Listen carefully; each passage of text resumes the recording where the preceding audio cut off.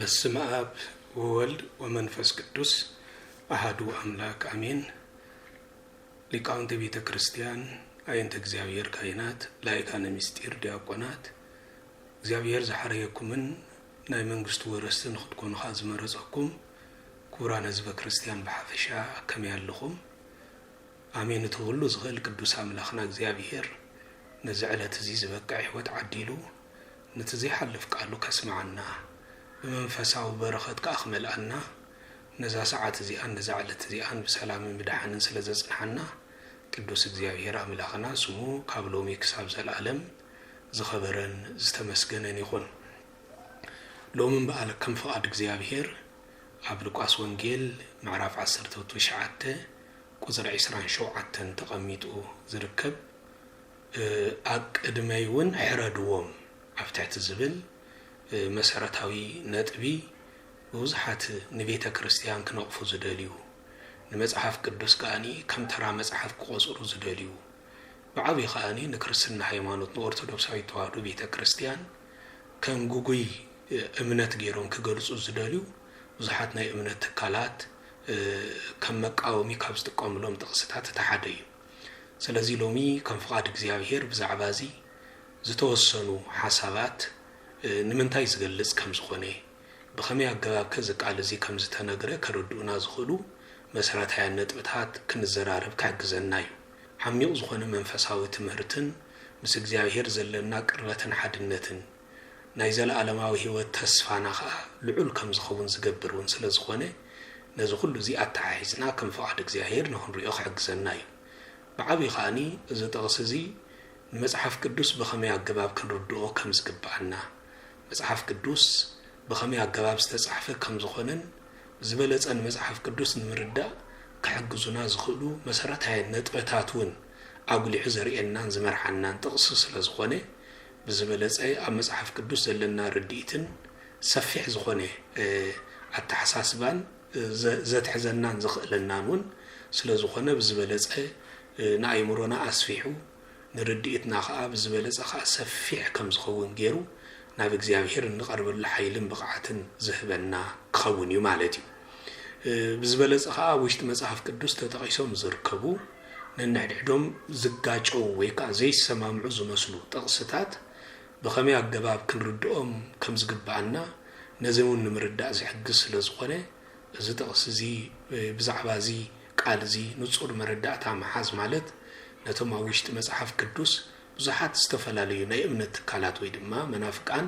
ንዝጠቕስዎ ጽንሰ ሓሳብ ንጹር ዝኾነ መረዳእታ ንኽንሕዝ ካብ ዝሕግዙና መሰረታዊ ነጥብታት እቲ ሓደ ክኸውን ማለት እዩ። እቲ ቃል ብቓሉ እቲ ቃል እንታይ እዩ ዝብል? ነቶም ክነግሰሎም ዘይደልዩ ጸላእተይ ግና ናብዚ ኣምጽእዎም ኣብ ቅድመይ እውን ሕረድዎም እዩ ዝብል። እዚ ቃል እዚ ሉቃስ ወንጌል ምዕራፍ 19 ቁጽሪ 27 ዝርከብ ስለ ዝኾነ ነታው ተገሊጹ ዘሎ ምሳሌያዊ ትምህርቲ ወይ ድማ ጎይታ በቶም 10 ምናናት ወይ ድማ ምናን ተባሂሎም ዝጽውዑ ዝመሃረሉ መሰረታዊ ትምህርቲ ብዝበለጸ ንዑ ርኢና ነቲ ታሪኽ አንቢብና ነቲ ትምህርቲ ብዝጋባእ ብሰፊሕ ክንርድኦ ብዙሕ ከጸግመናን እዩ። ብዝበለጸ ግን እቲ ምሳሌ ዝቕጽል ድሕሪ እግዚአብሔር ወልድ ኢየሱስ ክርስቶስ ናብ ቤት ዘኬዎስ ኣትዩ ንዘኬዎስ ድማ ነዛ ቤት እዚኣ ምድሓን ኮነላ ኢሉ ቅድሚ ድሕሪ ምእዋጁ ዝመፀ ምሳሌያዊ ትምህርቲ እዩ ማለት እዩ። ስለዚ ክፍሊ እዚ ናይተን ብፍላይ 10 ምናን ተባሂለን ዝጽዋዓ ምሳሌ ዝተነገረሉ ክፍሊ እዩ ማለት እዩ። ስለዚ ብዛዕባኡ መጀመርያ ምርዳእን ምፍላጥን የገድሰና። ብጠቕልሉ ብሓፂሩ ክንርድኦ ከለና ምሳሌያዊ ትምህርቲ ደኣ እምበር ብቐጥታ ብታሪኽ ዝተገልጸ ብተግሳጽ ዝተዋህበ ወይ እውን ብቐጥታ ብደረቕ ትምህርቲ መድኃኔ ዓለም ክርስቶስ ልክዕ ከምዚ ብመንፈስ ድኻታት ዝኾኑ ብፃን እዮም ስለ ጽድቂ ዝጠምዩን ዝጸምኡን ብፃን እዮም ክጸግቢኦም እሞ እንዳተባህለ ከም ዝተነግሩ ዓይነት ቀጥታ ዓይነት ትምህርቲ ኣይኮነን፣ ምሳሌያዊ ትምህርቲ እዩ ዝበሃል። እዚ ምሳሌ እዚ ማለት ንታሪኽ ኣይሁድን ከምኡ ድማ ነቶም ንክርስቶስ ዘይቅበልዎን ዘላግጹሉን ሰባት ዘመልክት ኣብ ውሽጡ ዝሓዘ እዩ ድማ። ስለዚ ምሳሌያዊ ትምህርቲ በቀጥታ ዘተኩር ንምንታይ ይተልና ነዞም ቀዲመ ዝገለጽኩም ክልተ መሰረታዊ ነገራት ይዝገልጽ። ቀዳማይ ንታሪኽ ኣይሁድ ويدما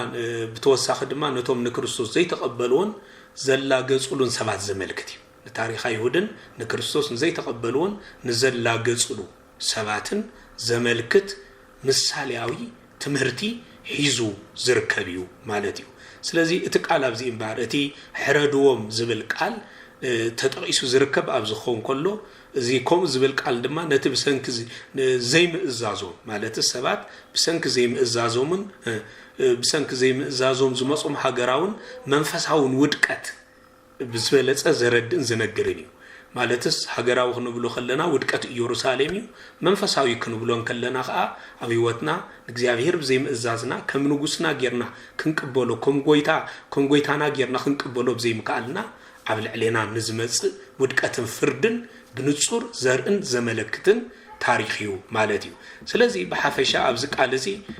حردوم زبل طرح زي كونس صلاات املاخ وي دما صلاي املاخ مخان مالت مستسب زي كونس استوعل مستسب زي كونس مستاوشت سب زلو تصابعي منفس زغبر صلئي كم زخونه بنصور غليحو زترايليو مالت ساوشت سب زلو مالت تصابعي منفس كم تقدس باولوس نيفيسون بيت كريستيان معرف شدشته ابز صحفلو ملؤخت زبلو صقلسنا مسغان دمن زيكونس اوشت سب نزحدرو رخصات منافستي زبلو اوشت سب حديرو نسب غزيو ناتو غير كاب እግዚአብሔር ዝፈልي رخص منفس ويدما رخصات منافستي اغليحو زرئي ويدما نصور زخونه مردعتا زهب تقسيو مالتي سلازي قال زي قال بقالو مالت قال بقالو زفصم قال ايكونن قال بقالو زفصم قال ايكونن مالتس ناتو عميق ترغم بقالو زي فصم انت دا كوين نايز مثالياوي تمرت زي عميق ترغمو انت ايدا نزبل قطتا زمرحنا ايو مالتيو امصحف قدوس بفلاي مدن عالم ክርስቶስ ابصح مداياتن منجدن بمثالياوي مگدي تزاريبون ميروني افي بمثلاي خفت قبل لب املاك قدوس داويت تقديمو تزاربو دما ፍጻሜ ዝረخበ አብ ክርስቶስ ስለዝኾነ ዝበዝሐ ትምርትታቱ በምስላ ዝተሰነየ በምስላ እና ገበረ ሰባት ክርድዎ ዝኽእሉ መገዲ አብ ዕልንኦም ተቀሪጹ ክርስዕዎም ዘይክእሉ ነገራት እና ተጠቀመ ንመንግስቱ ወይ ድማ ንመንግስተ ሰማያት ንዘለዓለማዊ ህይወት ወይ ድማ ነቲ እግዚአብሔር ንዓለም ዝፈጽሞ ናይ ምድሓን ግብሩ ብዙሕ መገድታት በምሳሌ መገድ እንዳገበረ ክምህርን ከረድእን እንከሎ ርኢናዩ ኢና ማለት እዩ እዚ ድማ ሓደ ካው እዩ ማለት እዩ ስለዚህ ምሳሌ እንተዳ ኮይን ኸ ስላስ ምሳሌ መብረህራህ የድልዮ ምትርጓም የድልዮ ምግላጽ የድልዮ ቃል በቃሉ ግን አይገለጽልኝ ቃል በቃሉ እንተዳ ተገሊጽ ግን ዝተርፍ አምድራዊ እንበር ናብ ሰማይ ገጽ አይከይድኝ ናብ ህይወት ገጽ አይከይድኝ ስለዚህ ትምስላ ምድራዊው እትምድራዊ ዝሆነ ምሳሌ ኸ ናብ ሰማያዊ ዓለም ናብ ሰማያዊት መንግስቲ ቅየር እንተ ዘይክኢሉ እትትርጉም ብዝግባ كردانا ايكلني ስለዚህ ዝቃል እዚ ነተአመንጎ ብርሃንን ጸልማትን ዘሎ ዘይ ተዓረቅ አስተውሉ ብርሃንን ጸልማትን ዘሎ ዘይ ተዓረቅ ፍልልይ አጉሊሑ ዘርኢን ዝገልጽን ማለት እዩ ስለዚህ አምላኽ ንሰባት قتل بفصم تأمر قتل አይደለም ንሱ ሰብ ከድሕን እንበር ሰብ ከጥፍ ወይውን ሰብ قتل ናብዛ ዓለም ዘ አይመጸን ነተሓድ ወድኳ ዘለአኹ ዓለም ምእንት ክድሕ እንደ አንበር ምእንት ክጠፍ ከም ዘይኮነ ወንጌል ዮሐንስ ምዕራፍ 3 ቁጥር 16 ብንጹር ገሊጽልና እዩ ስለዚህ ግና ማለት በሐፈሻ ክንሪኦ ከለና ክፋአት አመንጎ መንግስቱ በፍጹም እግዚአብሔር እንታይ እንትልኩም ይብሉን እግዚአብሔር ክፋአት ዘይብላ መንግስቲ ጸልማት ዘይብላ መንግስቲ ኃጢአት ዘይብላ መንግስት ዘሎ አምላኽ ስለዚህ እዝን ተዳአ ኮይኑ እግዚአብሔር ግዝን ተዳአ ኮይኑ እግዚአብሔር እዚ ቃላት እዚ እንታይ ማለት እዩ እንታይ ንምባሊ ተገሊጹ ንዝብሉ ሐሳባት ብንጹር ንምርአዩ ስለዚህ ሕግዘና ንሎሚ ከም ፍቃድ እግዚአብሔር ነቶም ዝተወሰኑ ክሪኦም ኢና ኣዝዩ ረቂቕ ዓሚቕ ትምህርቲ ስለዝኾነ ኸ ሰፊሕ መረዳእታ ብዛዕባኡ ንምሓዝ ንእግረ መገዱን ኣብ ውሽጢ መጽሓፍ ቅዱስ ዘሎ ከምዚኣቶም ዝኣመሰሉ ኣከራኸርቲ ዝመስሉ ጥቕስታት ተጋራጮት ዝመስሉ ጥቕስታት ናቶም ትሕዝቶ ወይ ድማ ናቶም ምስጢር እንታይ ከም ምዃኑ ብዝበለጸ ንኽንርዳእ ዝሕግዘና መጽሐፍ ቅዱስ ካ ኣብነንብበሉ ግዜ ኸኣኒ ብዘይ ዕንቅፋት ብቐሊሉ መጽሐፍ ቅዱስ ንኽንርድኦ ዝሕግዘና ስለዝኾነ እግዚአብሔር እንተፈቂድዎ ኣብ ዝቕጽል ምናልባት ብሰፊሕ እውን ተወሳኺ ንገልጸሉ መገዲ ክንጥቀም ኢና ተዘይኮይንኻ ከም ፍቃድ እግዚአብሔር ኣብዛ ናይ ሎም መዓንቲ ናይ ትምህርትና ግዜ ነዚ ብጽማቕ ርኢና ንውዳኣሉ ዓይነት መገዲ ክንጥቀም ክንፍትን ኢና ግን ዝምህር እግዚአብሔር ስለዝኾነ ሚስጥራት ዝገልጽ ነቦታትና ዝገለጸሎም እግዚአብሔር ስለዝኾነ ነቶም ዝግለጹ መሰረታዊ ነጥብታት ግን ብዝግባእ ክንከታተሎምን ኣብ ህይወትና ክንጥቀመሎም ድማ ይግባአና ማለት እዩ ስለዚ እቲ ቃል ሎሚ ሰፊሕ ዝኾነ መረዳእታ ንመሓዝ ዝሕግዘና እቲ ቃል ኣብ ምንታይ ዘተኮረ እዩ ከም ተቀዲምና ዝገለጽናዮ ኣብ ሉቃስ ወንጌል ምዕራፍ 19 ቁጽሪ 27 ነቶም ክነግሰሎም ዘይደልዩ ጸላእተይ ግና ናብዚ ኣምጽዎም ኣብ ቀድመይውን ሕረድዎም እትብል ቃልያ ማለት እዩ ስለ ቃሉ ስም እግዚአብሔር ዝተመስገነ ይኹን ነዚ ቃል እዚ ንምብራህ ዝተወሰኑ ንጥብታት ጠንቅሲና እቲ ናይ መጀመርያ ግን እቲ በዓል ቤት ወይ ድማ ንጉስ ዝተባህለ ወይ ድማ መን እዩ ንዝብል እቲ በዓል ቤት ንጉስ ወይ ድማ ዳግም ምጽኣት ኣብ ትሕቲ ዝብል መሰረታዊት ነጥቢ እቲ ናይ መጀመርያ ክንሪኣ ክንኽእል ኢና ማለት እዩ እዚ ጠቕሲ ብዝንሪኦ ብጥቕልሉ ክንሪኦ ከለና ከም ተቐዲምና ዝገለጽናዮ ብዛዕባ ተን 10 ምናናት ዝገልጽ እዩ ምናን ዝብል ምናልባት ንጹር ዝኾነ መረዳእታ ምእንቲ ክህልወና መጽሓፍ ቅዱስ ተፈላለዩ ናይ ንግዲ መገድታት ተገሊጾም እዮም ሓደ መክሊት ዝብል ካልኣይ ዲናር ዝብል ሳልሳይ ምናን ዝብልን ካልኦትን ኣለዉ እዚኣቶም ግን ብዙሕ ግዜ ጎሊሖም ዝረኣዩ እዮም ማለት እዩ ዝዓብየ ካብ ኩሎም ዓበይቲ ሰበስልጣን ወይ ድማ ሃብታማት ንንግዲ ይኹን ንቐረጽ ንግብርን ምኽፋል ዝጥቀምሉ መክሊት ተባሂሉ ዝጽዋዕ ክኸውን እንከሎ እቲ ካልኣይ ድማ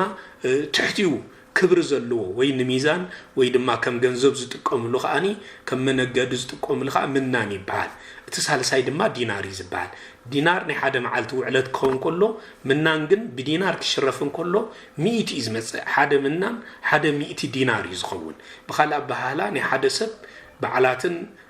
ሰናብትን ተቐኒሶም ናይ ሓደ ናይ 4 ወርሒ ደሞዝ ዓይነት ማለት እዩ بميزان كرئن كله خاني بتقولوا له زخاني بميزان كرئن كلنا خا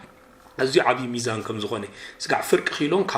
كاون نلعلك خون زخل ميزان عينت كم زخاني ينقروا له مالتي مكليت جنز عبيه نه 10 عامت نه حادث بدوموز كم دما بميزان كرئ خلوا نه حادث بشخمي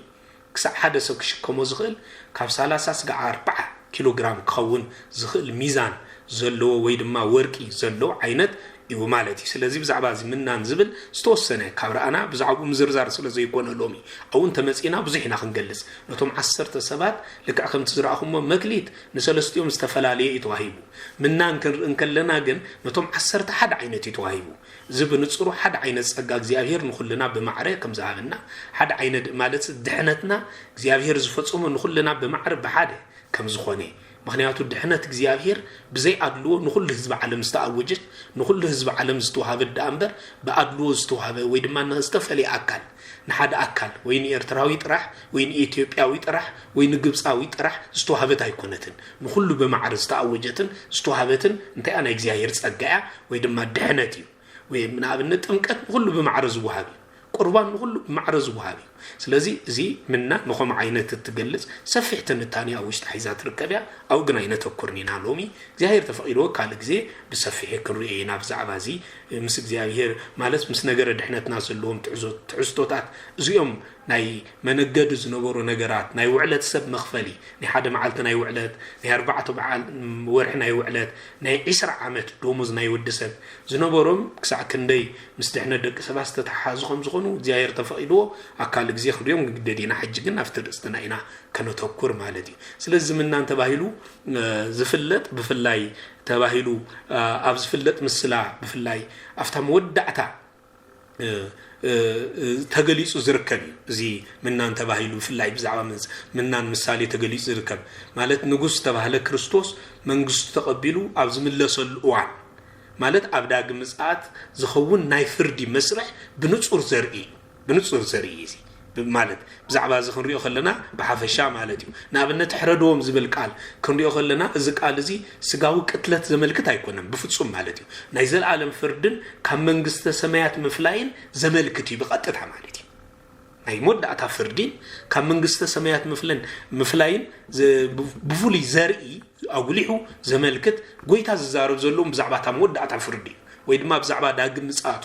እተናይ ዘላለም ፍርዲ ንደቂ ሰባት ዝዋሃቦም እዩ ዘረድ ዘሎ ማለት እዩ ስለዚህ ጎይታና ማለት ኣብ ምድር ከሎ መጸላእትኩም አፍቅሩ ኢሉ ዝማህር አምላኽ ስለዝኾነ በፍጹም ንደቀ መዛሙርቱ እዚ ንጸላ አቀዲሙ ጸላእትኩም አፍቅሩ ኢሉ ዝማህር ጎይታ ቀተሉ ክብሎም ከም ዘይክእል ንጹር መረዳእታ እዩ ስለዚህ እሱ እንተደኣ ኮይኑ እንታይ ዳሉ አሞዳእታ ዘመን አብ አምላኽነትን ንግስናን ክርስቶስ ንዘይተቀበሉ ሰባት ዘጋጥሞም ናይ ነፍሲ ሞት ዘረድእ ምሳሌያዊ ትምህርቲ ዝተዋሃበሉ ስለዚህ ናይ ነፍሲ ሞት ዘረድእ ምሳሌያዊ ትምህርቲ ዝተዋሃበሉ ዳንበር እዚ ትምህርቲ እዚ ነቶም ናይ ክርስቶስ ደቀ መዛሙርት ቀተልቲ ኾኑ ነፍሳ አጥፋአት ኾኑ ዝተዋሃቦም ትምህርቲ ይኮነን ከምንተ ዝኾይኑ ኩሉ ንክዱ ንኩሉ ዓለም ወንጌል ሰበኹ ተባሂሉ አይመተ ነገረን ነይሩ ጸላእትኩም አፍቅሩ ንዝረግሙኩም መርቁ ተባሂሉ አይመተ ነገረን የማንካ ንዝወቅዓካ ጸጋም ካሃቦ ተባሂሉ አይመተ ነገረን ነይሩ ስለዚህ ዚአቶም ማቴዎስ ወንጌል ምዕራፍ 5 ተቀልሱ ቃላት ወንጌል ተባሂሎም ዝንገረሎም ቃላት ፍቅር ዘረድዮ ናይ ወንጌል ዕላማ መሰረታዊ ዕላማ እንታይ ከም ዝኾነ ብንጹር ዘረድዮ ስለዚህ ወንጌልና ንጸላእትና ክነፍቅር ዝእዝዝ እንትኾይኑ የማንካን ዝወቅዓካ ጸጋምካ ክትብ ዝእዝዝ እንተደኣ ኮይኑ ንዘረገሙኻ ክትምርቕ ዝእዝዝ እንተኾይኑ ነቶም ንዓኻ ክፉእ ዝምነዩልካ ክጽልየሎም ዝእዝዝ እንተደኣ ኮይኑ ናይ ቅትለት ወንጌል ኣይኮነን ናይ ፍቅር ወንጌል እዚ ስለ ዝኾነ በዚ ምኽንያት እዚ ኸኣኒ ወንጌልና ንዝእዝዞ ነገር ብዝግባእ ምርድኡ አገዳሲ እዩ ማለት እዩ ስለዚህ እዚ ካበልናታ የመጀመሪያ ተካላይ ካ ጥፋት ኢየሩሳሌም ወይ ካ ታሪኻዊ ትርጉም አቀዲም ዝተገልጸ ዘረድ ትርጉም እዩ እዚ ቃል እዚ ምክንያቱ እዚ ትንቢት እዚ ኣብ 70 ዓመተ ምህረት መጀመሪያ ጊዜ ተፈጺሙ እዚ ምሳሌያዊ ትምህርት እዚ አቀዲሙ ብዛዕባ 70 ዓመተ ምህረት ኣብ ልዕሊ ኢየሩሳሌም ዝወረደ ጥፋት ማለትስ ብንጹር ኣብዚ ጊዜ ዝተገሊጹ ምክንያቱ እዚ ናቱ ጽላሎት እዩ ብخላይ ዘገልግል ከም ዝኾነ ኸ ብንጹር ይገልጹ እዚ አይሁድ ብፍላይ እዚ ሰብኣይ እዚ ኣብ ልዕሊና ክነግስ አይንደልን ኢና ኢሎም ንክርስቶስ ምሰቀልዎ በዚ ምክንያት እዚ ድማ ብኢድ ሮማውያን ዝበጽሑም ከቢድ ጥፍዓት ኣብ ልዕሊኦም ዝወረደ ከቢድ ጥፍዓት ኣብ ርእሶም ዘምጽዎ ባዕሎም ዘምጽዎ ፍርዲ ከም ዝኾነ በዚ ቃል እዚ ክንርዳእ ይከኣለና ስለዚህ ሰራይለያ ባዕሎም ናብኦም ዘምጽዎ ፍርድ እንታይ እትይልኩምኒ ላብ ልዕሊኦም ከቢድ ስቃይ ከቢድ ውርደት ጎሪ 70 ዓመተ ምህረት እስራኤል ትባህለ ሃገር ካካርታ ዓለም ክስዕትሕከኽ ብሚልዮናት ዝቁጸሩ እስራኤላውያን ብሮማውያን ጀነራላት ከቢድ ስቃይን ውርደት ናብ ልዕሊኦም ንኸወርዱ ምክንያት ኮይኑ እዚ ዝኾነሉ ተቀንደ ምክንያት ካ እዚ ሰብኣይ እዚ ኣብ ልዕሊና ክነግስ አይንደልን ኢና ዝብል ቃል ብቃል ተዛሪቦም ንክርስቶስ ንስቅለት አሕሊፎም ስለዝሃብዎ ይነሩ ስለዚህ አምላኽ ዘይነግሰላ ዓለም ካ ሞት ያ መከራ እዩ ስቃይ እዩ ስደት እዩ ጭንቂ ስለዚህ እዚ ጭንቂ ዝቃ ብተግባር ኣብ እስራኤላውያን አቀዲሙ ተራዩ ስለዚህ አምላኽ ማለትስ ክቀተሉ አያዘዘን ልክዕ ምናልባት ዝተባሃለ ክቀተሉ አዚዙ ኢና ዝብል ትርጉም ምን ተኸይከይድ እግዚአብሔር እስራኤላውያን ክቀተሉ አያዘዘን ንርእሶም ግን አሰሉ ነቲ ምንጭ ህይወት በመቅዋሞም ንሞትን ንጥፋት አሕሊፍ ይብዎም ምክንያቱ ባዕሎም ዘምጽኦ ቁጣዕ ዳእምበር ክርስቶስ አሕሊፉ ስለዝሃቦም ግን አይነበረን ማለት ስለዚህ ትናይ መጀመሪያ ከም ዝቀድምና ዝገለጽናዮ ነታ ታሪኻዊ ፍጻሜ ናይ ኢየሩሳሌም ዕንወት ዝገልጽ ምክንያቱ ክሳዕ ክንደይ ንክርስቶስ ዘይምቕባሎም ኣብ ልዕሊኦም ዝወረዶም ስቅያት ዝተጋህደሉን ዝተራእየሉን ታሪኽ ነይሩ ተሳልሳይ ካ ዘረድእ ምስጢራዊ ትርጉም እዩ እዚ እቲ ታሪኻዊ ሚስጥሩ ክኾን ከሎ ሚስጥራዊ ትርጉሙ ካ ንምንታይ ዘረድእ እንተልና ሊቃውንቲ ቤተ ክርስቲያን ነዚ ብዕምቀት ኣዝዮም ብረቂቕ ዝኾነ ኣገላልጻ ኣብ ዝተፈላለዩ ዘመናት ገሊጾም እዮም ስለዚህ ንሳቶም ካ ክገልጹ ከሎ ናይ መጀመርያ ጸላእትን ዝተባህለ ኣቀድመይ ቶም ጸላእቱ ተባሂሎም ዝተጸውዑ ኣብ ውሽጥና ዘለዉ ኩፋኣት ስምዒታት ትዕቢትን ዘይምእማንን እዚኣቶም ጸላእቲ ተባሂሎም ከም ዝጽውሉ ምክንያቱ ካብ እግዚአብሔር ዝፈልይና ካብ ጽድቅ ዘርሑቅና ካብ ዘለዓለማዊ ህይወትን መንግስተ ሰማያትን ቃኒ ዝፈልይና ስለዝኾኑ ጸላእቲ ተባሂሎም ይጽውሩ ስለዚህ ጸላእቲ ዝበሎም ነዚኣቶም ክኾኑ ከሎ ሕረዱ ተባሂሎም ዝተነገረሎም ቃ እዞም ኩፋኣት ባህርያት እዚኣቶም ካባና ተሓሪዶም ተባሕጊጎም ተጸሪጎም ክወፁ እንተዘይክኢሎም ንክርስቶስ ከኽስሩና እዮም ንመንግስተ ሰማያት ከኽስሩና እዮም ንዘለዓለማዊ ህይወት ከኽስሩና እዮም ነታ ሓንሳብ ምስበረ ዘይትጠፍእ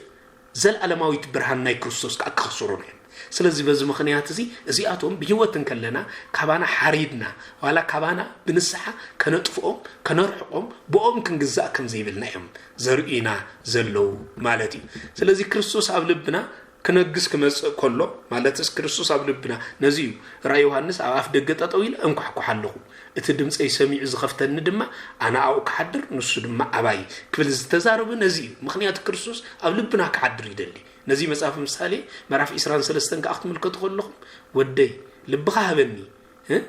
انت خدما نمجد يفتوا تبعي لستنجر እግዚአብሔር ልብና محدريو خغبرو ልብና خنغسل يدلي نسو طرح كقواصاصرو ሰይጣን ዘይሓድሮ ልቢ ኮነልና ይደል ክኸውን ይደሊ ስለዚህ በዚህ ምክንያት እዚ ንሱ ክርስቶስ ኣብ ልብና ክነግስ ክመጽ ኾሎ ነቲ ንግስኑ ዘይደልዩ ክፋት ሓሳባት ነቲ ንግስነቱ ዘይደልዩ ክፋት ሓሳባት አቀድሚዮ አምጺና ብንስሐ እንተ ዘይሓጽብናዮም እንተ ዘይጥፊናዮም ማለት እንተ ዘይሓጽብናዮም እንተ ዘይጥፊናዮም መጥፋ ማለት ምሕራድ ማለት ዝተሓርደ ነገር ሞይቱሎ በቃ بهوت دحري قص لا يكلني ስለዚህ እንተ ዘይጥፊናዮም በመንታይ ብንስሐ ንሳቶም ካብ መንግስት አምላኽ ይሁሊና ስለዚህ ነቶም ካብ መንግስት አምላኽ ዝፈልዩና ዘበሉ ነገራት ሁላቶም ብንስሐ ካባና حريدنا ويدما كبانا كم زطف انت زي غيرنايوم بزي مخنيات نساتهم نا فرد እግዚአብሔር حليفهم يونا ማለት ስለዚህ ቲና መጀመሪያ መንፈሳው ትርጉም ጋ ነዚ መሰረታው ነገር ዘረድዩ ማለት ስለዚህ በመሰረቱ አብዚ ፍላይ ሊቃውንት ዘስምሩሉ እቲ መሰረታዊ ወይ ድማ ዘስምሩሉ ተቀንድ ነጥቢ እንታይ እንተዳይልኩምኒ አብዚ መሰረታው ነገር እዚ ማለት ጎይታና እዚ ዝተዛረበሉ ምክንያት ንሰባት ንምፍራድ ዘይኮነስ አስተውል ንሰባት ንምፍራድ ኢሉ አይተዛረቡ እንታይ ዳ ናይ ሰብ ናጽነት ከርኢ ስለዝደልየ እግዚአብሔር ናይ ነጻነት አምላኽ እዩ ስለዚህ አቅረብኩ ለከ እሳቶ ማይ ደይዲ የካበ ዘፈቀድከ ሐውን ማይን ተዳሊል ካሎ ኢልካ ድማ አብዝ ደለኻ ይእትይሉ ነጻነት እንደከሰባ ዘዳሎይ ስለዚህ አምላኽ ንግስነቱ በኃይል እንታይ ይገብረናኒ እንታይ ልኩምኒ አይጽዕነልናኒ አብልዕሌና በኃይል ተቀበሉን ይሉ ለካ ከምዞም ዲክታተር ተባሂሎም ዝጽውኡ ነገስታት ወይ ካ ጨቆንት ነገስታት ተባሂሎም ዝንገረሎ ንህዝብ ጨቁይኖም ጸቂጦም ከምት ድሌት ናቶም መንበር ከም ድሌት ህዝቢ ንሰብ ነጻነት ዝይብ አይነት ነገስታት አይኮነን እግዚአብሔር ናይ ነጻነት አምላኽ እነዚህ ዘላለም ንጉስ ተባሂሉ ንግስነቱ ሓጎስ ተውብ ሰላም ተውብ ህይወት ተውብ ያስተባህለት ናይ ነጻነት አምላኽ ስለዝኾይደ ስለዚህ ንሱ በኃይል እንታይ አይጻዓንን እንታይ ዳ ተልኩም ነገር ግን ንግስኑ በፍቃዶም ንዘይቅበሉ ይረዩ ንሱ በኃይሊ ንግስነተይ ተቀበሉ ይሉ ጸቅጢ ፈጥረልና እነዚህ ቅዱስ ጳውሎስ ጠቅስ ኮሎ ንሕና ነነግር ምበር አይንዘብጥኒና ብዛዕባ ታዘለማው ለማዊት ንግስነት ወይካ መንግስት ክርስቶስ ንዛረብ ንነግረኩም ምበር ንሕና ንዓኻትኩም ሓለንግል ኢልና ግድን ተቀበልዎ አይንብለኩም ኒና ዝበለ በዚ ምክንያት እዚ ማለት ስለዚህ አብዚ መሰረታው ነጥብ ባስ ተገልጸ እንታይ ንግስኑ በፍቃዶም ንዘይቅበሉ ዘይምቅባሎም አፍቃዶም መሰረት ዝገበረ ምበር ዘይምቅባሎም ዝጥቅጦም ኃይል ስለስተፈጥረ ይኮነን ክርስቶስ ከም ንጉስ ዘይምቅባልና ከም ዘላዓለማዊ ንሱ ናይዛ ዓለም ዚ አገዛን ፈጣርን ህይወት ወሃብን ምዃኑ ክንቅበል ዘይምኻልና አፍቃድና መሰረት ዝገበረ ይምበር አካልኦት ፍቃድ መሰረት ዝገብር አይኮነን ስለዚህ ንዘይቅበሉ ሰባት ካፍቲ ምንጭ ይወትረዩ ዝኾነ አምላኽ ክፍለዩ ከለው ዘጋጥሞም ሳዕቤን እንታይ ይተልኩምኒ ሞት እዩ ካብ አምላኽ ምፍላይ ማለት ሞት ማለት ሐዋርያ ቅዱስ ያዕቆብ ገሊጽወይ ስለዚህ ቶም ካብ አምላኽ ዝፍለዩ ሰባት ዝሞቱ ሰባት እዮም ስለዚህ ሞት ካ ምሕራድ ይገልጽ ዝተሓርደሰ በህይወት ከም ዘይነብር ሞትን ምሕራድን ተታሒዞም ዝኾድዮም ስለዚህ ሰብ ዝመውት ማአሲ ማለት ምሕራድ ማለት እኮ ምፍላይ ማለት ይብኻላ በዓላ ዛኢድና ዚኣ እንተሓሪድና ያ ዛኢድ ዚኣ ካብ ዚኣ ትፍለ ስለዚህ ህይወት ይብላል ህይወት ዘይብላ ዚኣ ካብ አካልና ትፈልየላላ እንደገና ክትከላይ ትኽልኛ ልከኮሙ ማለት ይኻ ሕረድዎም ዝብል ቋንቋ ንሞት ዝገልጽ እዩ ሕረድዎም ዝብል ቋንቋ ንምፍላይ ዝገልጽ እዩ እቲ ምፍላይ ካብ አምላኽ ካብ መንግስተ ሰማያት ካብ ዘላዓለማዊ ህይወትን ካብ ጽድቅን ንዝብሉ ኸኣ መሰረታዊ ነገራት ይገልጽ ማለት እዩ ስለዚህ በሐጺሩ እዚ ተቃለልን ኮሎ ዝጠቅስ እዚ ብዛዕባ ስጋዊ ስቅለት ዘይኮነ ወይ ካብ ብዛዕባ ስጋዊ ሞት ዝገልጽ አይኮነን እንታይ ዳልቶ ይልኩም ብዛዕባ ታናይ መወዳእታ ፍርድን ካብ አምላኽ ምፍላይ ዘስዕቦ ሕማቅ ሳዕቤንን ካብ አምላኽ ምፍላይ ዘስዕቦ ከቢድ ፍርድን ዘርኢ ምሳሌያዊ ትምህርቲ ስለዚህ ነዚ ዘርኢ ምሳሌያዊ ትምህርቲ ከም ዝኾነ ብንጹር ብዛዕባ እዚ ክርዳ ይግባአና ማለት እዩ እዚ ኣብ ሉቃስ ወንጌል ምዕራፍ 19 ካብ ቁጥር 27 ጀሚሩ ዘሎ ፍላይ 27 ተጠቂሱ ዝርከብ ጥቕሲ ፍላይ ሊቃውንት ጥንታውያን ናይ ቤተ ክርስቲያን ሊቃውንቱን ብዛዕባ እዚ ሰፊሕ ዝኾነ መብርን ዝርዝራዊ መግለጽን ይቦም እዮም ንኣብነት ቅዱስ ቄርሎስ ዘእስክንድርያ ተባሂሉ ዝጽዋዕ ዓምደ ሃይማኖት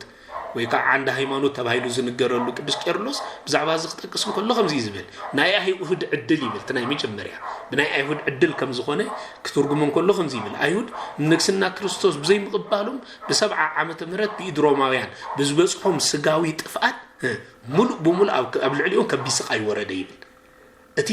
ብዛዕባ 10 መናናት ተነጊሩ ዝነበረ ምስላ ኻኒ ብትክክል ንእስራኤላውያን ንአይሁድ ዝምልከት ከም ዝኾነ ኻኒ ብግሉጽ ዓለም ፈለጠትን ተጋደን ክብል ይገልጾ እዩ ስለዚህ ናይ መወዳእታ ፍርዲ ዝብል ቃል ተኻልኣይ ስለዚህ ሕረዶም ዝብል ቃል ኣብ ዳግም ምጽአት ይብል ካልኣይ ብኽልተ ይስትርጉሞ ማለት እዩ ኣብ ዳግም ምጽአት ኣብቶም ዘይኣምኑ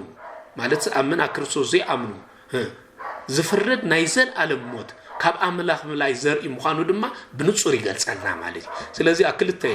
መቂሉ ገሊጾ ዘሎ ቅዱስ ቄርሎስ ተናይ መጀመርያ ናይ አይሁድ ውድቀት እዩ ተካልኣይ ከዓ ተናይ መወዳእታ ናይ ክርስቶስ ምምጻኡ ድማ ናይ ዓለም ፍርዲ እዩ ዝብል እዩ ቅዱስ ኣምብሮስ ተባሂሉ ጽዋዕ ካብዞም ናይ ላቲና ቦታት ተባሂሎም ዝጽዋዕ ሓደ ኸኣኒ ብዛዕባ ምስቲ ነጻ ፍቃድ እግዚአብሔር ተሓሒዙ ብዛዕባ ዝውን ክጠቅስን ከሎ እንታይ ዝብል ከምዚ ይብል ብዛዕባ ተነጻ ፍቃድ ተሓሒዙ ማለት ቅዱስ ኣምብሮስ ማለት እዩ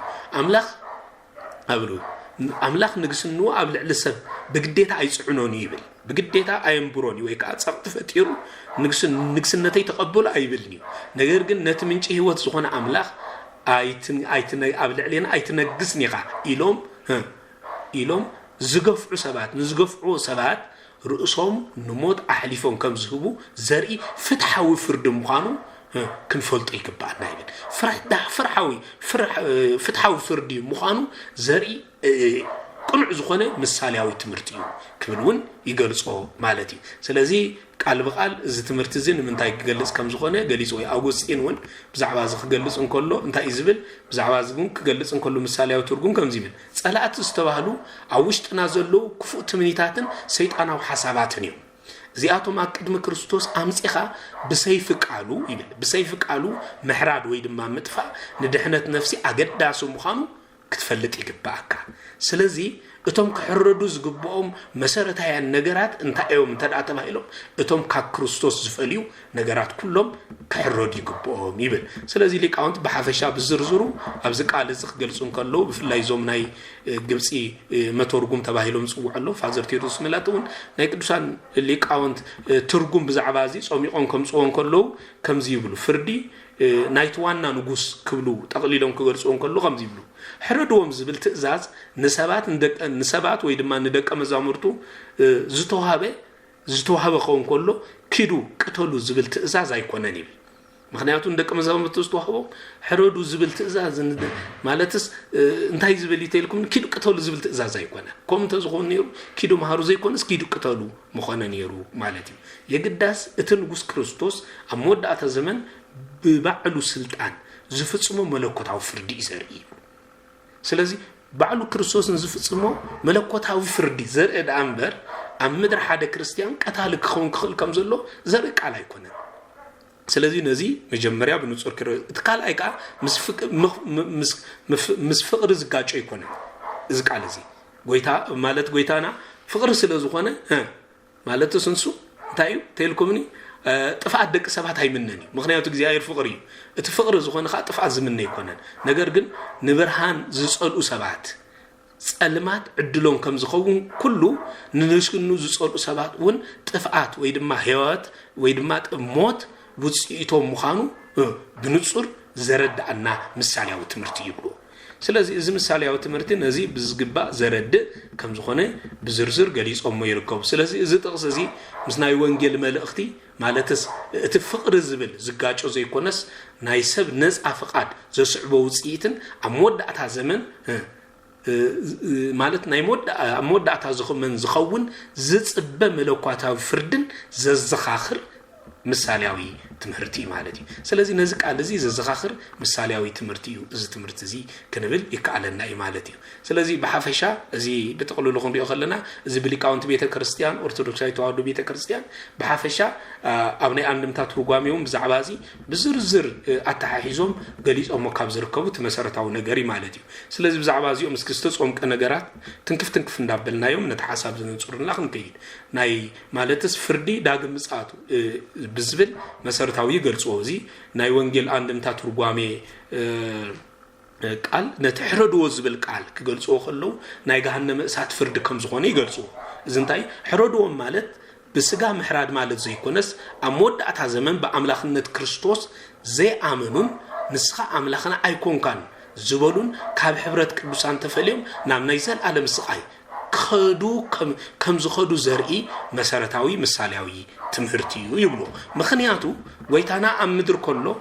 ሰይፍ ዘልዕሉ ብሰይፍ ክጠፍዮም ኢሉ ማቴዎስ ምዕራፍ 26 ቁጥር 52 ቅዱስ ጴጥሮስ ሰይፍ ምሰል አለ እቶም ሰይፍ ዘልዕሉ ብሰይፍ ክጠፍዮም ነቲ ሰይፍ ግን ናብ ዘጋባኡ እንታይ ግብር መለሶ ኢልዎ እዩ ስለዚ ሰይፍ መልዓል ክርስቲያን ሰይፍ ከልዕል ኣይተፈቅደሉ ስለዚ ትእዛዝ ንሰባት ተዋህበ ቀተሉ ዝብል ዘይኮነስ ንሱ በዕሉ ኣብ ዳግም ምጽአት بجزء سلطانو زهبو ناي فرد أواج مخانو بنتصو ليقاونتي بيتا كريستيان يزدونو سلازي بعلو بسلطانو أو لعل دك سبات مال بسلطانو زهبو ناي فرد أواج زرد الأنبر بمسروتو زقالزي حرد زبل قطتاو زخونه ترجم نزلو زقلص ايكوننت كالاي دما مالتس طفعت ايهودن يروساليمين زخا خمتا قديمنا زقلصنايو يروساليم كم طف ب7 عامت كابل علي افرد 5 فرد لا نزردو مسارتاي نطبታት ገሊጾም ዝገሉ ምክንያቱ ሊቃውንቲ ጸላእተይ ንዝበሎም መንዮም ተልኩምና አይሁድዮም ምክንያቱ እዚ ሰብአይዚ ኣብ ልዕሌና ክነግስ አይነደልን ይሎም ሉቃስ ወንጌል 19:14 ተዛሪቦ እዩ ስለዚህ በዚህ ምክንያት እዚ አቀድም ጲላጦስ ክርስቶስ ንክርስቶስ ክሂዶም እዩ ስለዚህ አቀድመይ አምጽኹም ሕረዱዎም ማለቱ ድማ ታጸላእተይ ትብል ናይሁድ ተመልክትን ቆላ አቀድመይ አምጽኹም ሕረዱ ማለት ድማ ጎይታ ናብ ሰባይ ምስዓደገ መለኮታው ዕቁበው ካብ ኢየሩሳሌም ስለዝተላዕለ ናይ ክርስቶስ ክብሪ ካብ ኢየሩሳሌም ስለዝወፀ በዚህ ምክንያት በኢድሮማውያን ብፍላይ ቲቶ ተባሂሉ ጽዋዕ ጀነራል በዝበጽኹም ጥፋት ከቢድ عنوات أب يروساليم كم زورده أب إسرائيلين أيود كم زورده بس مخنيات إسرائيل نعلم كبتونو كم هاجر إسرائيل كخسروا ككارت عالم نعشح نشحن شو منتميتن العلي إذا أكل عمتات كم تفلت نخجبرو مخنيات كوي نسترخله في عمي زجات مخمس خوني قال اسم استراو ترجمو ليكاونت كدول زول لوزي لا تستبانو قبل بسب زملالوس سيطانو حسابات كفؤ تمنيتن حاتياتن يميبلو ስለዚያቶም ጸላእተ ተባሂሉ ይምጽኡ ሕረዶም ዝተባሃሉ ድማ ነዞም ኩሳባት ሓፋሳባት እዚኦም ብናይ ንስሓ ጸሎትን ወይ ድማ ሰይፊ ቃል እግዚአብሔር ማለት እዩ ንዓቶም ከነጥፎም ከም ዝግባአና ክርስቶስ ኣብ ልብና ክነግዝ ዝኽእል ነቲ ንግስኑ ዝቃወም ኩፋት ባህሪያት ምስነጥፍ كم زخونه دما بنصور ارديوم يገልጽዎ ኣብዚ ቃል እዚ ማለት እዩ ስለዚህ ብተወሳኺ ድማ ኣብዚ ክንሪኦን ከለናቲ መሰረታዊ ነጥብ እንታይ ተልኩምኒ ቅዱሳት መጻሕፍቲ ነዚ ብንጹር ይረጋግጹልና እዮም አምላኽ መሐሪ ከም ዝኾነ ዳንበር አምላኽ ማለትስ በመሰረቱ እግዚአብሔር ክሳዕ ክንድዚ ጨካን ንደቂ ሰባት ከም ዓይነት ፍርዲ ከም ዓይነት መቅጻዕቲ ኣብ ምድሪ ዝቐጽ አምላኽ ከም ዘይኮነ ዘረዳእና ማለት እዩ ስለዚህ ሕረድዎም ዝብል ቃል ናይ አምላኽ ጽድቂ ዘርኢ ወይ ድማ አምላኽ ፍቅር እኳ እንተኾነ ብፍቃዶም ንብርሃኑ ንዝጸልኡን استوعب بفقادهم نبرهانون نصلون صلمات نزمرصون ግን በገዛ ፍቃዶም ንሞት ከም ዝሓድጎም ዘረዳእናይ ምክንያቱ ቶም ዘይእዘዝዎ ሰባት እግዚአብሔር ንሞት ይሓድጎም ብምክንያት ከኣኒ ኣከቢድ ፍርዲ ይወድቁ ማለት እዩ ስለዚህ እዚ ምስላዚ ብንጹር ክሪኦ ከለና ናይ መጀመርያ በሓፈሻ እዚ ምስላዚ ዘረድኦ after ናይ መጀመርያ እዚ ጥቅስ ንሰባት ዝተዋህበ ናይ ቅትለት ፍቃድ ከም ዘይኮነ أمودة زمن زخون ملكوتها فردي زجلس كم زخونه أوشتنا زلوا حتيات نسحة كنقتل زمكر منفساو تمرتون كم زخونه زين سلسة مسارتها نستقص نذكر كلنا زين سلسة مسارتها نت بتعزيات مذكر على قداسي تنا مجمرة كم تزبولكم زت قصزي نسبات زتوهبه نايك قتلات تأزاز ويدم فقط أيقونة تكالا أيدم أمودة زمن زخون ملكوتها فردي زجلس كم زخونه እተሳለ ሳይድማ አውሽጥና ዘሎ ኃጢያታት ወይ ድማ ክፉ ግብረታት በነስሐ ክንቀትል ዝመክር መንፈሳዊ ትምርቲ ሒዙ ዝርከብ ምሳሌያዊ ትምርቲ ሒዙ ዝርከብ ከም ዝኾነ ብዛዕባዚ ብንጹር ምርዳ የድልየና ማለት እዩ ስለዚህ እዚ ኣብ ሉቃስ ወንጌል ምዕራፍ 19 ተጠቂሱ ዝርከብ ጸላእተይ ሕረድዎም ዝብል ጥቅሲ ምስቲ ጎይታና ዝመሃሮ ፍቅርን ይቅሬታን ናይ ፍቅርን ናይ ይቅሬታን ትምርቲ ማለት ዝሰማማዕ ዳንበር مسؤول زجاج وقال كم زي كونه أبستفعل زمن استلعلو مترجمان بنصور جليس أمهم نزين بنصور زردنا تمجم مريا علامات تأزاز مفلاتيو مخنياتو نايت تأزاز علامات سنتايو እንታይ ናይቲ ትእዛዝ ዕላማ ዝብል ምጥቃሲ ነቲ ጥቕሲ ማለትስ ንምስማዕ ወይ ድማ እቲ ቀዳማይ ነጥቢ ትእዛዙ ንመን ከም ዝተዋህበ ብዝግባእ ምርኣይ ኣገዳሲ እዩ ናይ መጀመርያ ማለት ኣብ ማቴዎስ ወንጌል ምዕራፍ 5 ፍቅዲ 44 ጎይታ ንዓና ወይ ድማ ንደቀ መዛሙርቱ ጸላእትኩም ኣፍቅሩ ዝብል ናይ ስነ ምግባር ትእዛዝ ይብናይ ናይ መጀመርያ ዝሃበና ጸላእትኩም ኣፍቅሩ ከም ተቀዲምና ዝገለጽናዮ ማለት ኣብ ሉቃስ 19 ፍቅዲ 27 ድማ ትእዛዝ ዝሃበ እቲ ንጉስ ክርስቶስ ማለት ንጉስ ተባለ ናይ ክርስቶስ ምሳሌ ስለ ዝኾነ ማለት እዩ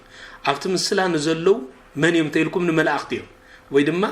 ፈጸምቲ ፍርዲ መላእክቲ ስለ ዝኾኑ ማለት እዩ ንመላእክቲ ዝተዋህበ እዩ ፍቲ ናይ መጀመርያ ጸላእትኩም ኣፍቅሩ ዝብል ደቀ መዛሙርቲ እዩ ኣብዚ ድማ ሕረዶም ዝብል ቃል ካ ብቐጥታ ዝተዋህበ ካ ንመን ይተልኩም ንኻ ነቶም ኣብቲ ምስላ ዝተጠቕሱ ነቶም መላእክቲ ስለዚ ንመን ከም ዝተዋህበ ፈሊና ምፍላጥ ኣገዳሲ እዩ زين كلتا نجارات زي أتم بنوصل معه سلزي نحنا سبات كنفكر ينات عزيزنا أبزك على ذي كنفكر ينات عزيزنا فرد قلنا يمني تيلكم لأن أملاقي سلزي مفتاح هنا ناتيو أنا كفودي يبلغ زياهير تبايلو رومي 10 تغلط 10 شعت تصحيفي سلزي حنا زفدق زياهير مبرسبا يكونن سب حنا كفدق زياهير يفقدولو سلزي زياهير سلزي فقدولو سفناري فداي حنا كون سلزي تفقدو حرودو زبل قال بقطታ ቃል በቃሉ ተግባራዊ ክንገብሮ ዝግባአና ክንገብሮ ተባሂሉ ዝተዋህበና ቃል ከም ዘይኮነ ብንጹር ክንርዶ ይግባአና ቃል በቃሉ ማለት እዩ ቃል በቃሉ ፊደል ይቀጥል መንፈስ ግን ያው ይገብር ወይ ድማ ትርጓሚ ያው ይገብር ከም ዝተባለ ነዝምርዱ አገዳል ስለዚህ እዚ ጥቅስ እዚ ንሰብ ሕነናይ ምፍዳይ ስልጣን ከውን ዝተዋህበ ዘይኮነስ እዚ ናይ አምላኽ ፍጹም ዝኾነ ፈራድነት ዘርኢ እግዚአብሔር ፍጹም ዝፈርድ አምላክ ንኹሉ ከከም ዓስቡ አመወዳታ ዝኸፍል አምላክ በቃኑ ዘርኢ ዝተኻላይ ድማ ምዝታሕዩ ዝኸይድ ከ ዝገልጽ ካተልና ከ ምሕራድን ምጥፋእን ዝብሉ ቀጥታ መንፈሳዊ ትርጉሞም ንምንታይ ረዱ መጽሐፍ ቅዱስ ሞት ወይ ድማ ምሕራድ ዝብሉ ቃላት ንክልተ ዕላማ ይጥቀመሎም ብዙሕ ግዜ ነዞም ክልተ ሞትን ምሕራድን ተናይ ጀመርያ ሞት ወይ ድማ ሞት ኃጢአት ክብል ይገልጾ ነታ ኣብ ምድር ዘሎ አካላትኩም ቅተልዎ ቆላስይስ ምዕራፍ 3 ፍቅዲ 5 ሐዋርያ ቅዱስ ጳውሎስ ተቂስወይ ማለት እዩ ኣብዚ ቅተሉ ማለት ስጋዊ ቅትለት ዘይኮነስ ኃጢአት ምጥፋእ ማለት ከም ዝኾነ ይዘርድ ስለዚህ ቅተልዎ ነቲ ኣብ ምድር ዘሎ አካላትኩም ቅተልዎ ስለዚህ አካላትኩም ቅተሉ ክብል እንቆሎ ንሰውነትና ንሕረዶ ንቅተሎ ንምባል ዘመልክት ኣይኮነን ከምኡ እንተ ኮይኑ ሞት ጥቕሲ ሉቃስ 19 ዝበሎ እዚ ከዓ አካላትኩም ቅተሉ ስለዝበለ አካልና ክትቀተል ኣለና ማለት እዩ كم زبلت أقصد يلا سلزة أكلاتكم قتلوا تباهيلو قتلات تباهيلو استجذبزي نسجاوي قتلات ويدما نسجاو فتواتنا كله كن قتلوا 5 قبع نعوخي قتلنا مسكزي هير كن حبر منغستخن ورد كم زين نخجلسي سلزي قتلوا يلزقلص زلو نفتواتات سجا قتلوا زبزلو نحاتيات قتلوا زبزلو نكفو جبري زمالكت كم زخونه يزرد أبز مالتي سلزي تكالايكا كابيوت مفلاي مالتي عصب حاتيات موتي تباهيلو رومي شدشته فقد 23 تقليسي سلازي عصب حتيات موت تغيرو سلازي تقتلت زبل نموت زقلص دا انبر نخال زرد ايكونن سلازي ويدا حرودو مالوتو منتا يزملكت يلكم نت منشي وزغونه نعو نزنصو سبات ويون يتقبلوا سبات كاو مفلايوم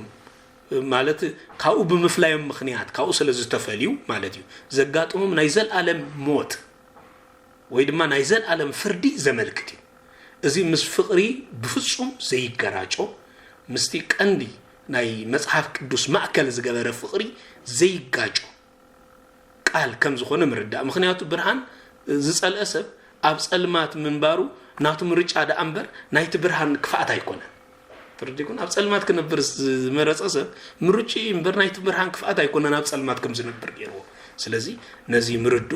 ኣዝዩ አገዳሲ ማለት እዩ ስለዚህ ግደ መድሃኒትን ፈራድነትን ዝብሉን ምርዱ ኣብ ጽንሰ ሐሳብ ሒዝዎ ዝርከብ ስለዝኾነ ምርዱ አገዳሲ ክርስቶስ አቀዳማይ ምጽአቱ ንዓለም ከድሕን መጽዩ አካላይ ምጽአቱ ግን ፍርድ ይኽመጽ ስለዚህ ክርስቶስ ብኽልተ መገዲ ይመጽዩ ኣብተና መጀመርያ ምጽአቱ ንድሕነት ነይሩ አካላይ ምጽአቱ ግን ፍርድ ስለዚህ ዮሐንስ 3:17 ነዚ አምላኽ ንወዱ ዓለም ብኡ ክድሕን እምበር ኣብ ዓለም ክፈርድ ኣይላእኾን እዩ በቃ ዓለም ብኡ ምን ትክድሕን እዩ ናብ ዓለም መጽ ምን እተሓደ ወዱ ስለዚህ መድን ዓለም ክርስቶስ ናብ ዓለም ዝመጸ ዓለም ብኡ ምን ትክድሕን እዩ እምበር ንዓለም ክፈርድ ኣይሉ ናብ ዓለም ኣይመጸ ስለዚህ እዚ ናይ ምሕረት ዘመን ከም ዝሃበና ብምምፁ ናይ ምሕረት ዘመን ከም ዝሃበና እንርዳሉ ነዚና ኸ ዓመተ ምሕረት ንብል ንቆጽር ካልኣይ ቆሮንቶስ ምዕራፍ 5:10 ኩላትና ቅድመ ፍርዲ ክርስቶስ ክንቀውም ይግባአና ይብል ይኹም ኣብዚ ኸ ማለት እዚ ኸ ነት ካልኣይ ምጽኣቱ ይዘመልክት ስለዚህ ኣብቲ ካልኣይ ምጽኣቱ ንነፍስ ወከፍ ሰብ እቲ ዝግብኦ ፍርዲ ኸይብ ስለዚህ እዚ ሉቃስ ወንጌል 19:27 ዝዛረብ ዘሎ ብዛዕባ ዘመን ምሕረት ዘይኮነስ ብዛዕባ መኒ ብዛዕባ ዘመን ፍርዲ ዝዛረብን ብዛዕባ ዘመን ፍርዲ ዝዛረብን ፈላሊና ክንፈልጦ ኣለና ናይ መጽሓፍ ቅዱስ ዓውዲ ፈላሊና እንተ ዘይፈሊጥና ምድብላቕ ተጋጢሙ ብዝግባእ መጽሓፍ ቅዱስ ናይ ምርዳዕ ዓቕምና ይደክም ስለዚህ ዘይግቡእ ትርጉሙ ኸኣነቡ ቶም ብዙሓት ዘይግቡእ ትርጉም ዝህቦ ናይ መጽሓፍ ቅዱስ ዓውዲ ስለ ዝለቐቑ እዮም ወይ ከዓ ስለ ዘይተረድዮም እዚ ቃል እዚ ብዛዕባ መወዳእታ ፍርዲ ዝዛረብ ብዛዕባ ሕጂ ዝፍጸም ገይሮም ስለ ዝተረድኡ ሽግር ተፈጢሩ ማለት እዩ ስለዚህ በዚ ምኽንያት ብዛዕባ እቲ ናይ መወዳእታ ፍርዲ ዝዛረብ እቲ ኣብ ሉቃስ 19:27 ተጠቒሱ ዝርከብ ስለዚህ ጎይታ ሎሚ بتعجزت زصبه ወይ ድማ ዝጽበነ ምንታይ ትልኩም ፍቅር ስለ ዝኾነ ጽባሕ ግን ብጽድቅ ክፈርጅ ሎም ብትዕግስ ጽበየና ፍቅር ስለ ዝኾነ ጽባሕ ግን ነቶም ብትዕግስ ጽብዮም ናው ዘይተመልሱ ግን ብምንታይ ብጽድቅ ክፈርጅ ብሐቅ ክፈርጅ ማለት ፍቅር ብዘይ ጽድቂ እንታይ ቀውም ስለ ዘይከል استوعب ፍቅሪ ብዘይ ጽድቂ ቀውም ስለ ዘይከል ኣብ መወዳእታ ብጽድቅ ክፈርጅ ስለዚህ እዚ ነዚ አጉልሂው ዘርኢ ማለት እዩ ስምምዕ ታሪኽን ትንቢትን ኣብ ትሕቲ ዝብል እስኪ ዝተወሰኑ ሓሳብ ከኣብዝ ኸኣ ንሪእሉ ነጥቢ ነቲ ጥቕሲ ብዝበለፅ አጉልሂ ዘርእየናይ ማለት እዩ እዚ ጥቕሲ እዚ ምስ ማቴዎስ 23:37 ስጋብ 38 ዘሎ ብፍላይ ኢየሩሳሌም ቤትኩም በረኻ ኮይኑ ክተርፍ እዩ ተባሂሉ ዝተነገረ ትንቢት ነይሩ እዩ ስለዚህ ምዚ ጥቕሲ እዚ ማለት ምዝብል كمي زسامع كمي كقادو زغل زولو مرأيو أجدا سلزغون سلزغويتا بزعوا يروساليم انتي كويني بغيو كأكبومون بزح جزية فتينيو نساتهم كن لا يقبرون انتي تلكمني هيدا ليون أي كربونون بزعوا يروساليم بخيل لاي كأكبومون نتوم استبتون ناتو زخونو كأكبوم فتينو نساتهم كن هاي تقبلون سلزي انتايلو دحرزي حرد وم زبل قال غويتا كفو سلازخونه استزاربو زي كونسي عقباو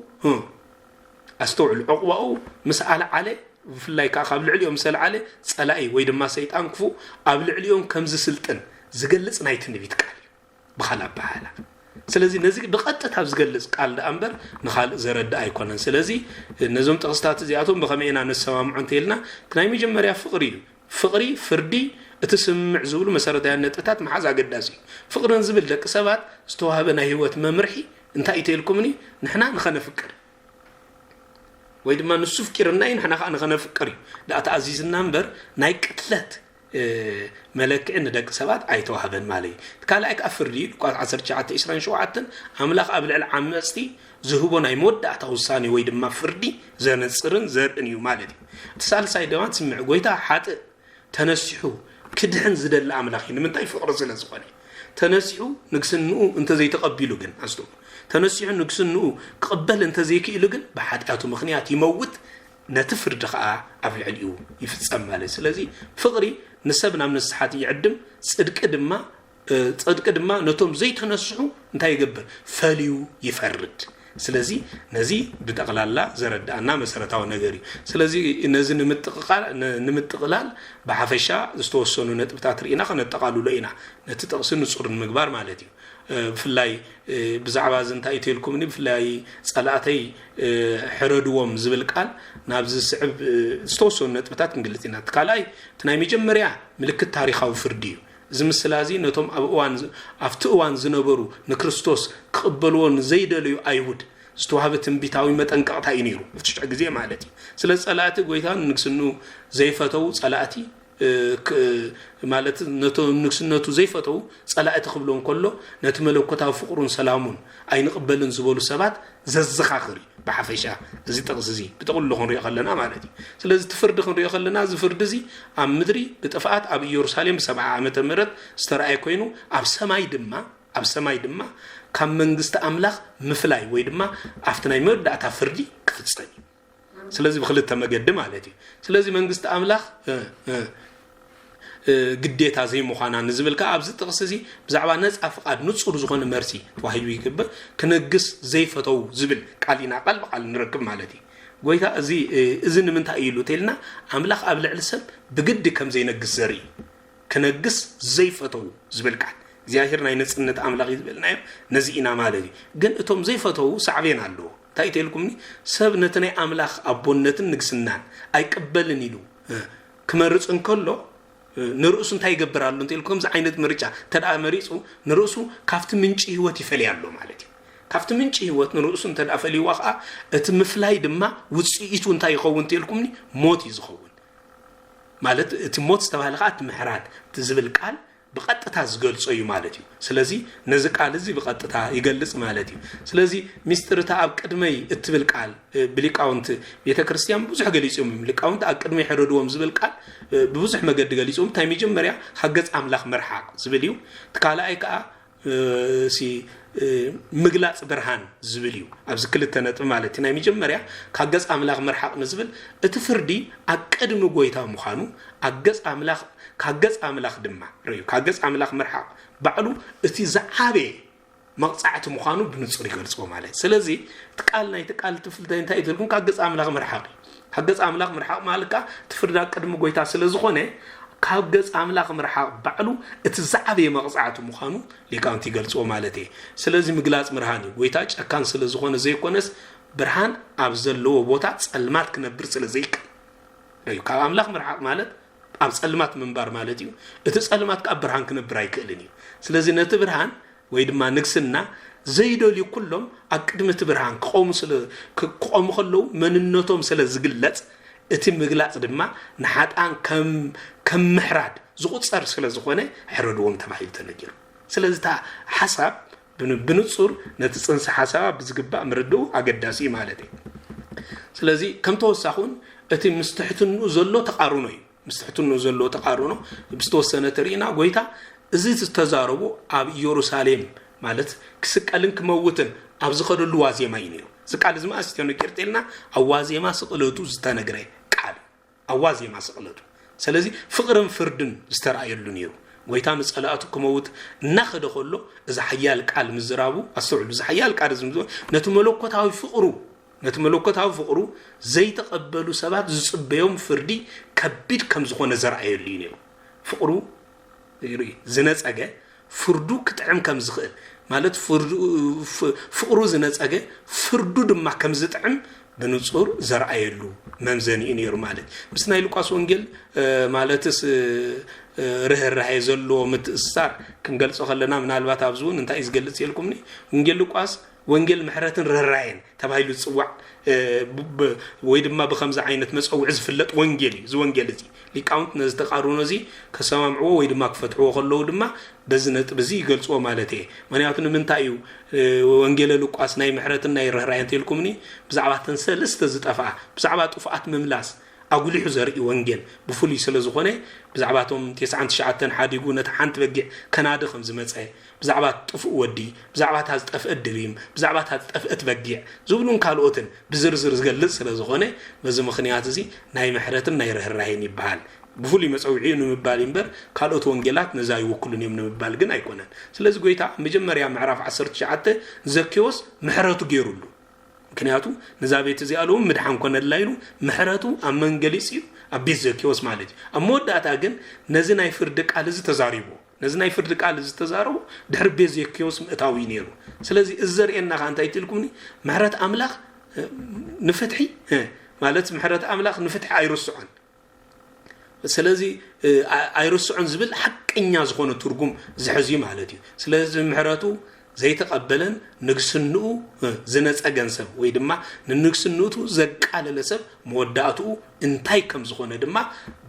بنصر يتقال لنا يقال سلازي تقال ناي فردنبر ناي قتلت كم زي كونه كم زق على زخن بدايك على ناي مالتي سلازي قال زي ناي فرد قالي ناي قتلت قال جن أيكونن فراد تفردون زفتسمو كريستوس بعلو دأمبر سباز فتسموه نايكونون مخنيات حنا مفداي نعطو دأمبر حنا مفداي ناتنا يكونن ስለዚህ ሓደ ክርስቲያን ሕነ ፈዳይ ክትኮን አይፈተፈቅደሉ ሕነ ዘይፈድቶ ኮይኑ ነፍሲ አይጥፍእኒ ማለት ነፍሲ ዘድዕን ክርስቲያን እንበር ነፍሲ ዘጥፍእ ክርስቲያን ክህሉ እግዚአብሔር ፍቃዱ ይኮነን ቅዱሳት መጽሐፍቶን አይድጉፍነን ስለዚህ ኩሎም ሊቃውንት ዝሰማምዕሉ ነጥቢ እዚ ቃል እዚ ንደቀ መዛሙርቱ ወይ ድማ ንሰባት ዝተውሃበ ክይድቅተሉ ዝብል ናይ ስጋዊ ቅትለት ትእዛዝ አይኮነን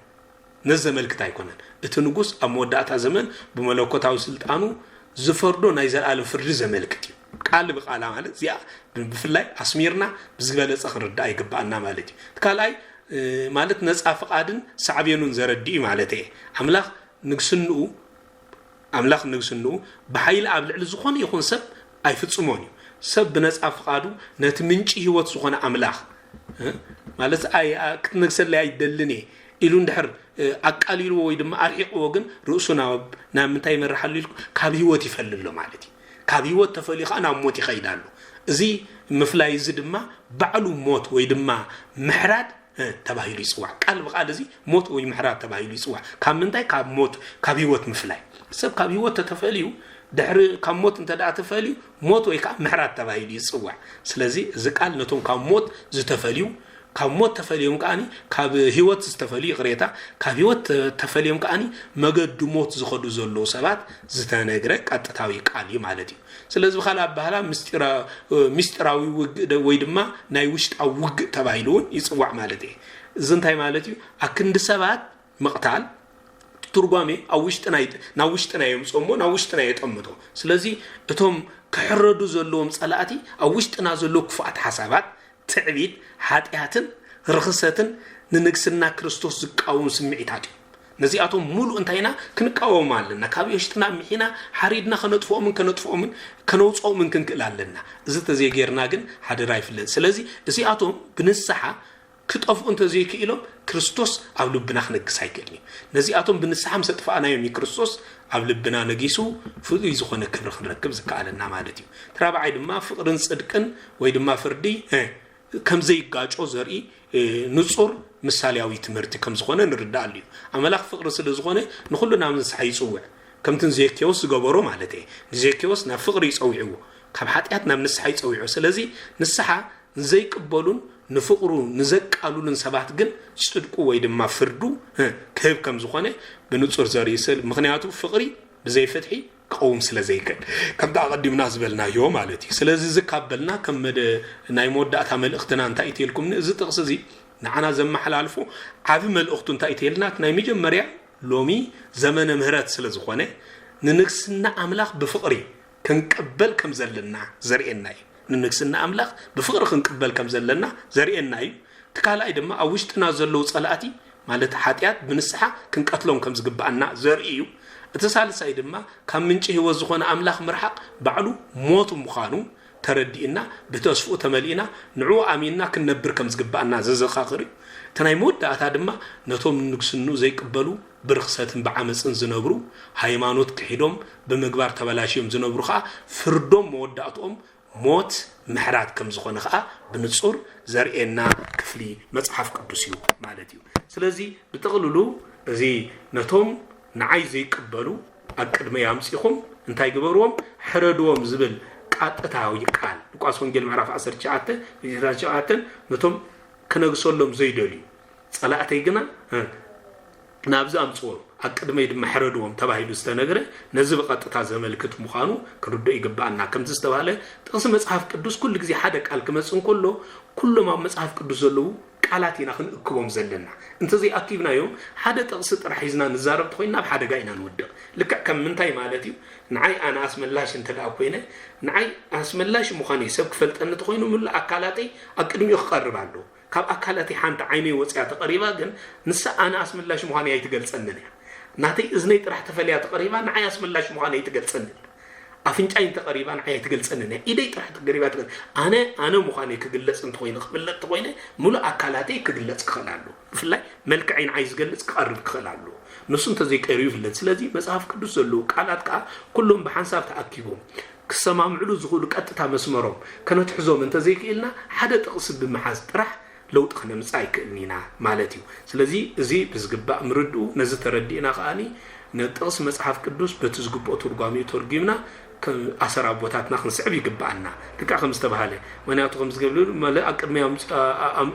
أقدمي يون حردوهم تبايلو استنقره ويتا أبزخون يكون زماناتو نسو زحرد أملاق نيرو تزخون نيرو أبي صلاته ودق انكالو نسألاته بقلبي مدفوعهم نيرو ناي كاب يوسف كاب بيتروس زتمزت سيف نابزقب أخت من لسعي مأززن نيرو كاب منيشمو ليك كاينات أكيبهم زمس سراويت زبل سراويت زنبور أملاق بقليلو عم تواقي مدفوعهم نيرو نسو ملكوتاوي أملاق كنسو نخل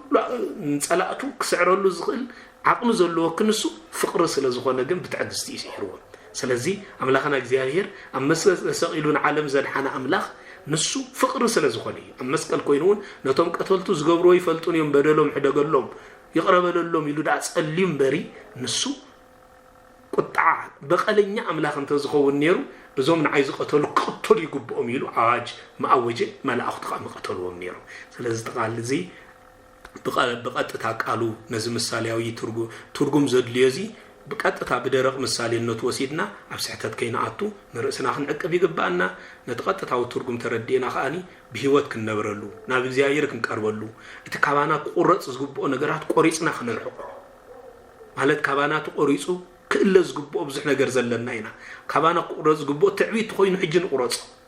ምክንያቱ ኣብ ቅድመ ይሕረድዎ ተባይሉ ኣብ ቅድመ ክርስቶስ ክሕረዝ ዘይከኣለ ትዕቢት أقدم كريستوس كحرز زي كأل حتيا أقدم كريستوس كحرز زي كأل كفو جبرتاتن تمنيتاتن نسو أمود أتا كبيد فرد الصبيمو لو من زلنا جزية الصبينا نخفو تمنيتاتنا ندليتاتنا بنصح حسيبنا نابك زيافير بمقرب نحنا قالو خلقا بمبال نتانا يكبر معالت بخبر خنصبيا يقبعنا نزن خنقبر منفس قدوس يدقفنا بقالو مقد جيري قدسنا سلازي قال زي ناب هيوت زمرح ناب صدق زمرح ناب قدسنا زمرح مس እግዚአብሔር ሓደ ንخنكون زمرح عالم الفتوتان نعقنا قبر حاتيات ارحقنا كم تكر نكريستوس مسيلنا بز عالم زي انخن نبر زمرح تقصد انبري قتلت نفس نخنكون زمرحنا يكوننمو بز قدوس قال زتردينا نيوت نتقملو እግዚአብሔር يدغفنا قدوس املاخنا እግዚአብሔር ስለዝማረና እሱ مستመስገን ይሁን وسبحات ለእግዚአብሔር